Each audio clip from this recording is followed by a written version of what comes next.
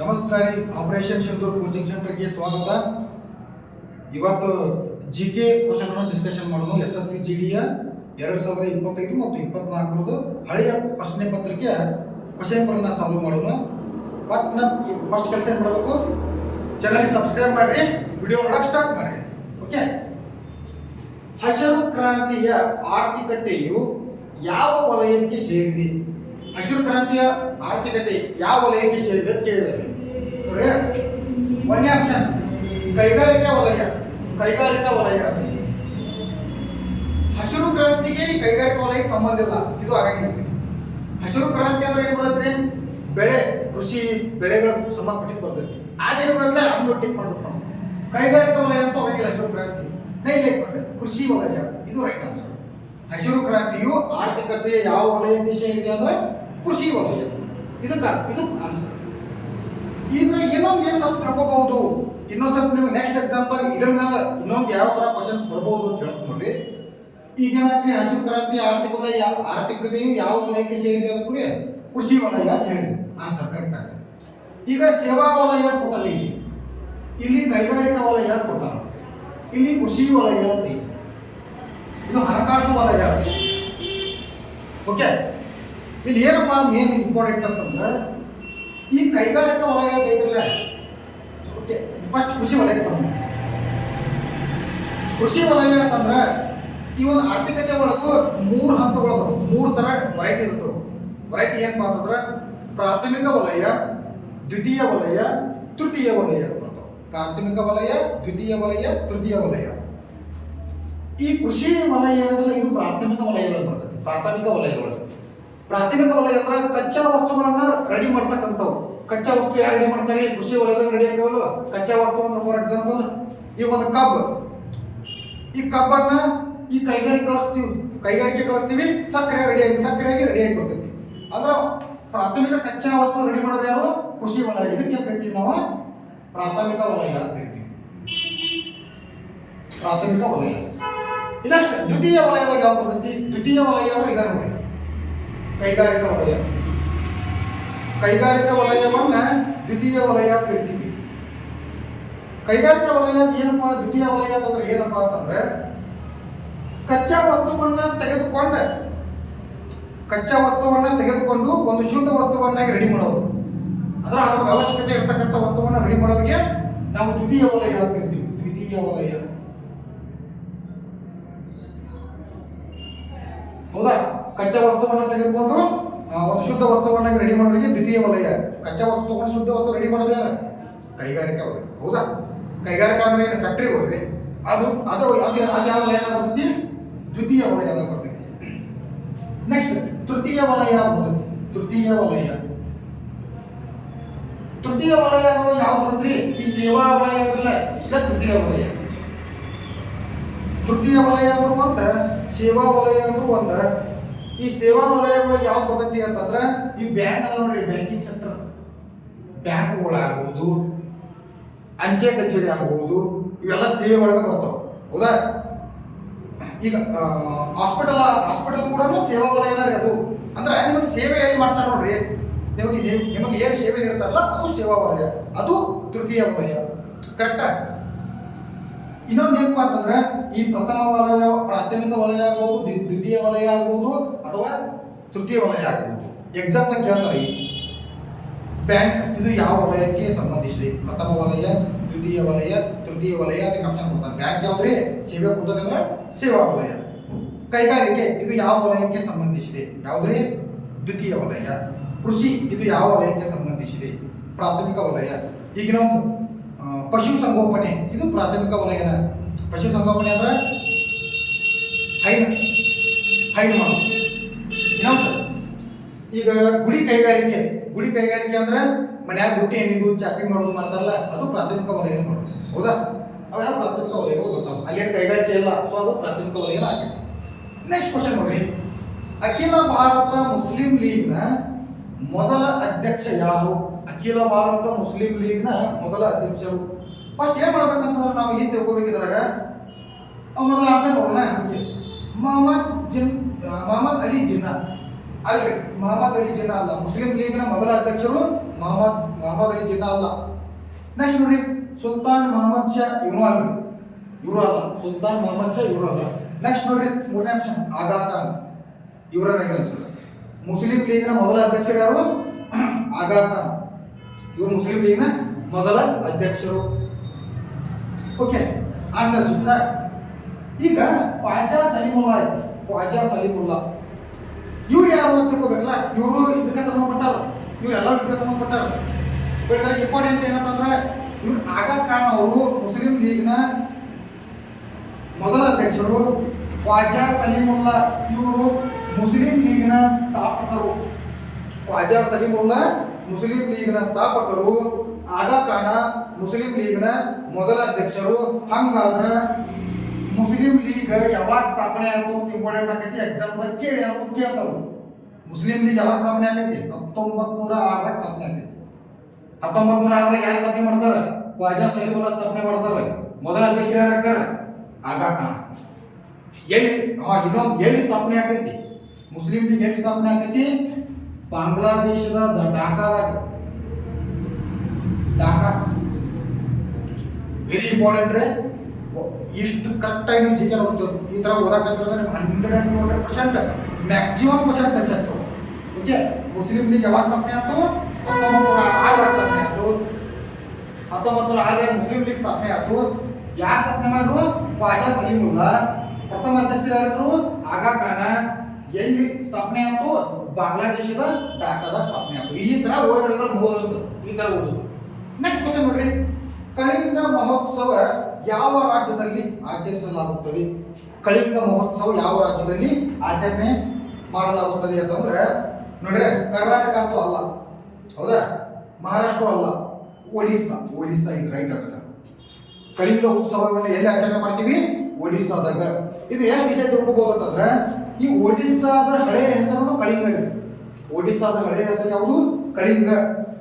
ಹಂಗಾದ್ರೆ ಕಳಿಂಗ ಅನ್ಕೊಳ್ಳಿ ಒಂದು ನೆನಪಾಗತ್ತೆ ನಮ್ಗೆ. ಯಾರು ನೆನಪಾಕರು? ಕಳಿಂಗ ಅನ್ಕೊಳ್ಳಿ ನಮ್ಗೆ ನೆನಪಾಗರು ಯಾರು? ಮಿಸ್ಟರ್ ಅಶೋಕ ಚಕ್ರವರ್ತಿ ಅವ್ರು ನೆನಪಾಕರು.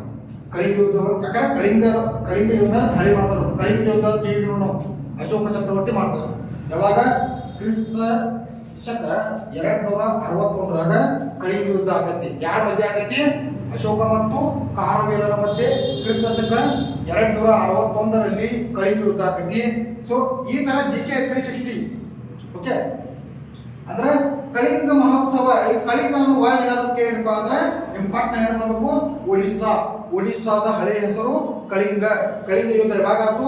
ಕ್ರಿಸ್ತ ಶಕ 261. ಯಾರ ಮಧ್ಯೆ ಆಯ್ತು? ಅಶೋಕ ಮತ್ತು ಕಾರವೇಲನ ಮಧ್ಯೆ ಯುದ್ಧ ಆಯ್ತು. ಅಶೋಕ ಯುದ್ಧದಾಗ ಗೆಲ್ತಾರು. Okay, next question. 1947ರಲ್ಲಿ ಭಾರತ ಸ್ವತಂತ್ರ ಪಡೆದಾಗ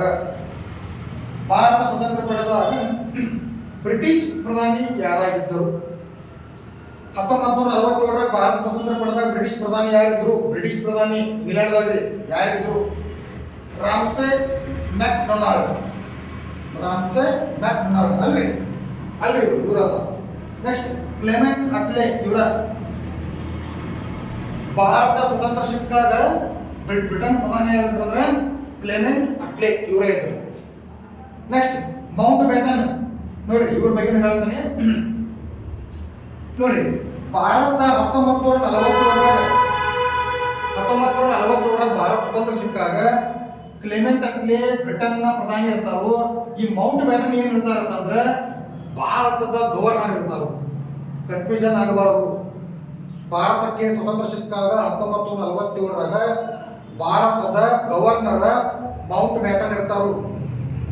ಓಕೆ, ಸೊ ಭಾರತದ ಗವರ್ನರ್ ಮೌಂಟ್ ಬ್ಯಾಟನ್ ಇರ್ತಾರೆ. ಬ್ರಿಟನ್ ಪ್ರಧಾನಿ ಯಾರಿರ್ತಾರಂದ್ರೆ ಕ್ಲೆಮೆಂಟ್ ಅಟ್ಲೆ ಅವರು ಬ್ರಿಟನ್ ಪ್ರಧಾನಿ ಇರ್ತಾರೆ. ನೆಕ್ಸ್ಟ್ ಇವರು ಏನಪ್ಪ ಅಂತಂದ್ರೆ ಇವ್ರ ದಿನೋದ್ ಏನಂದ್ರೆ ಸ್ವತಂತ್ರ ಭಾರತದ ಮೊದಲ ಗವರ್ನರ್ ಅಂತ ಇರ್ತಾರೆ. ಸ್ವತಂತ್ರ ಭಾರತದ ಮೊದಲ ಗವರ್ನರ್ ಯಾರು? Mount baton. ಇನ್ನೊಂದರ ಕ್ವಶನ್ ಕೇಳ್ತಾರೆ, ಸ್ವತಂತ್ರ ಭಾರತದ ಮೊದಲ ಭಾರತೀಯ ಗವರ್ನರ್. ಸ್ವತಂತ್ರ ಭಾರತದ ಮೊದಲ ಭಾರತೀಯ ಗವರ್ನರ್ ಅಂದ್ರೆ ಸಿ ರಾಜಗೋಪಾಲಾಚಾರಿ. ಮೊದಲ ಭಾರತೀಯ ಗವರ್ನರ್ ರಾಜಗೋಪಾಲಾಚಾರಿ. ಭಾರತದ ಮೊದಲ ಗವರ್ನರ್ ಅಂದ್ರೆ ಮೌಂಟ್ ಬ್ಯಾಟನ್. ಮೊದಲ ಫಸ್ಟ್ ಮೇಲೆ ಗವರ್ನರ್ ಆದವರು ಮೌಂಟ್ ಬ್ಯಾಟನ್. ಭಾರತೀಯ ಗವರ್ನರ್ ಅಂದ್ರೆ ಶ್ರೀ ರಾಜಗೋಪಾಲಾಚಾರಿ. ಈ ತರ ಓದ್ಬೇಕು. ಓಕೆ, ಇವು ಡಾಲ್ಹೌಸಿ ಬಗ್ಗೆ ನಿಮ್ಗೆ ಗೊತ್ತಾಗಬೇಕು. ಡಾಲ್ಹೌಸಿ ಇವರು ದತ್ತು ಮಕ್ಕಳಿಗೆ ಹಕ್ಕಿಲ್ಲ ಎಂಬ ನೀತಿಯನ್ನ ಜಾರಿಗೆ ತರ್ತಾರೋ. ಆಮೇಲೆ 1853 ಒಳಗ ಮುಂಬೈ ಟು ಥಾನೆ ಮಠ ಭಾರತದ ಪ್ರಥಮ ರೈಲು ಮಾರ್ಗವನ್ನ ಎಲ್ಲಿ ಸ್ಥಾಪನೆ ಮಾಡ್ತಾರೋ? ಮುಂಬೈ ಟು ಥಾನೆ, ಬಾಂಬೆ ಟು ಥಾನೆಗ 1853 ಪ್ರಥಮವಾಗಿ ರೈಲು ಸಂಚಾರವನ್ನ ಪ್ರಾರಂಭ ಮಾಡ್ತಾರೋ. ನೀವು ಈ ರೀತಿ ಏನ್ ಮಾಡ್ಬೇಕಂತಂದ್ರೆ GK ಅನ್ನ ನೀಟಾಗಿ ಈ ತರ 360 ಡಿಗ್ರಿ ಸ್ಟಡಿ ಮಾಡ್ಬೇಕು. ಓಕೆ, ಅರ್ಥದಲ್ಲಿ ನೋಡ್ರಿ 5ನೇ ಕ್ವಶನ್. ಕೆಳಗಿನ ಯಾವುದು ಹಸಿರು ಕ್ರಾಂತಿಯ ಪರಿಣಾಮ ಅಲ್ಲ? ಹಸಿರು ಕ್ರಾಂತಿಯ ಪರಿಣಾಮ ಅಲ್ಲ ಅಂತ ಕೇಳ್ತಾರೆ. ಹಸಿರು ಕ್ರಾಂತಿ ಅಂದ್ರೆ ಮತ್ತೆ ತಿಳ್ಕೋಬೇಕು. ಹಸಿರು ಕ್ರಾಂತಿ ಅಂದ್ರೆ ಕೃಷಿಯ ಬೆಳವಣಿಗೆ, ಕೃಷಿಯಲ್ಲಿ ಅಭಿವೃದ್ಧಿ ಹೊಂದುವುದು ಕ್ರಾಂತಿ. ಹಸಿರು ಕ್ರಾಂತಿ ಅಂದ್ರೆ ಕೃಷಿ ಕ್ಷೇತ್ರದಲ್ಲಿ ಬೆಳವಣಿಗೆ ಹೊಂದುವುದನ್ನ ಹಸಿರು ಕ್ರಾಂತಿ ಅಂತ ಕರಿತೀವಿ. ಓಕೆ, ಅದಕ್ಕೆ ಯಾವ್ದು ಪರಿಣಾಮ ಅಲ್ಲ ಅಂದ್ರೆ ಹಸಿರು ಕ್ರಾಂತಿ ಆಗೋದ್ರಿಂದ ಯಾವ್ದು ಪರಿಣಾಮ ಆಗಿಲ್ಲ ಅಂತ ಕೇಳ್ತಾರೆ. ಓಕೆ ನೋಡ್ರಿ, ಹಸಿರು ಕ್ರಾಂತಿ ಆಗೋದ್ರಿಂದ ಯಾವ್ದು ಪರಿಣಾಮ ಅಲ್ಲ. ಒಂದೇ ಆಪ್ಷನ್ ಸುಧಾರಿತ ಕೃಷಿ ಮೂಲ ಸೌಕರ್ಯ. ಸುಧಾರಿತ ಕೃಷಿ ಮೂಲ ಸೌಕರ್ಯ ನೋಡ್ರಿ, ಸುಧಾರಿತ ಕೃಷಿ ಮೂಲ ಸೌಕರ್ಯ ಇದು ಅಲ್ರಿ. ಯಾಕಂದ್ರ ಹಸಿರು ಕ್ರಾಂತಿ ಆಗಾನ ಅಲ್ಲ ಕೇಳಿರ್ಲಿ. ಹಸಿರು ಕ್ರಾಂತಿ ಆಗಾನ ಏನಾಗಿತ್ತು ನಮ್ಮಲ್ಲಿ? ಸುಧಾರಿತ ಕೃಷಿ ಮತ್ತು ಮೂಲ ಸೌಕರ್ಯ ಸಿಗೈತಿ ನಮಗ ಹಸಿರು ಕ್ರಾಂತಿಯಿಂದ ಆಗೈತಿದು. ಅಲ್ಲಿ ಅಲ್ಲ ಕೇಳ್ಯಾರ, ಆಗ್ಲಕ್ಸಿರ್ಬೇಕು. ನೆಕ್ಸ್ಟ್ ಸೆಕೆಂಡ್ ಆಪ್ಷನ್ ನೋಡ್ರಿ, ಗ್ರಾಮೀಣ ಜನಸಂಖ್ಯೆ ಇಳಿಕೆ. ಗ್ರಾಮೀಣ ಜನಸಂಖ್ಯೆ ಇಳಿಕೆ. ನೆಕ್ಸ್ಟ್ ನೋಡ್ರಿ ಇನ್ನೊಂದು ಪೂರ್ತಿ ಆಪ್ಷನ್ ನೋಡ್ಬೇಕು. ಯಾಕಂದ್ರೆ ಯಾವುದು ಅಲ್ಲ ಅಂತ ಕೇಳಿ ಕೂಡಲೇ ಪೂರ್ತಿ ಆಪ್ಷನ್ ಅಬ್ಸರ್ವ್ ಮಾಡಬೇಕು. ನೆಕ್ಸ್ಟ್ ಆಹಾರ ಧಾನ್ಯ ಉತ್ಪಾದನೆಯಲ್ಲಿ ಏರಿಕೆ. ಹೌದು, ಹಸಿರು ಕ್ರಾಂತಿ ಆಗಾನ ಆಹಾರ ಧಾನ್ಯ ಉತ್ಪಾದನೆಯಲ್ಲಿ ಏರಿಕೆ ಆಗೈತಿ. ಆಹಾರ ಧಾನ್ಯಗಳಲ್ಲಿ ಉತ್ಪಾದನೆಗಳು ಏರಿಕೆ ಆಗೈತಿ, ಉತ್ಪಾದನೆ ಆಗೈತಿ. ಸೊ ಇದು ರೈಟ್. ಬಟ್ ಇದು ಆನ್ಸರ್ ಅಲ್ಲ. ಮತ್ತೆ ಅಂದ್ರೆ ಹಸಿರು ಕ್ರಾಂತಿ ಪರಿಣಾಮದಿಂದ ಇದು ಆಗೈತಿ. ಅಲ್ಲ ಕೊಟ್ಟಲ್ಲ ಅವ್ರು, ಅದಕ್ಕೆ ಹೇಳ್ತಾನೆ ಇದು ಆಗೈತಿ.